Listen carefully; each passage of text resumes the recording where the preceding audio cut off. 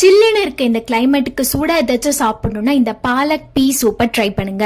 அடுப்புல ஒரு பேன் வச்சுட்டு கொஞ்சம் தண்ணியில பச்சை பட்டாணி, இஞ்சி, பாலக்கீரை இதெல்லாம் சேர்த்து கொஞ்ச நேரம் வேக வைங்க. அப்புறம் தேங்காய் பால் எடுத்துக்கலாம். 1 கப் தேங்காய்க்கு 2 கப் தண்ணி ஊத்தி தேங்காய் பால் எடுத்துக்கோங்க. இந்த சீசன்ல உங்களுக்கு ஃப்ரெஷ்ஷான பீன்ஸ் மாதிரி இருக்க பச்சை பட்டாணி கிடைக்கும். அதை வாங்கி சாப்பிடுங்க. நம்ம வேக வச்சதை ஆற வச்சு மிக்சியில போட்டு பேஸ்ட் மாதிரி அரைச்சுக்கோங்க. அடுப்புல இன்னொரு பேன் வச்சுட்டு நம்ம அரைச்சு வச்ச பேஸ்ட், தேங்காய் பால், அதுக்கப்புறம் வேக வச்ச பச்சை பட்டாணி. அடுப்பு சிம்ல தான் இருக்கணும். இதனால கலந்து விட்டு உங்களுக்கு தேவையான அளவு உப்பு, மிளகுத்தூள், அப்புறம் ஃபியூ டிராப்ஸ் ஆஃப் எலுமிச்சை நல்லா கலந்து விட்டு ஒரு கொதி வந்ததும் அடுப்பு ஆஃப் பண்ணிட்டு மூடி வச்சிருங்க. அந்த பிளேவர்லாம் நல்லா உள்ள இறங்கட்டும். ஓபன் பண்ணி சர்வ் பண்ணீங்க அப்படின்னா உங்களோட பீ ஸ்கொயர் சூப் ரெடி. இந்த கிளைமேட்டுக்கு சுட சுட ஹெல்தியா டேஸ்டியா சாப்பிட்ட மாதிரி இருக்கும்.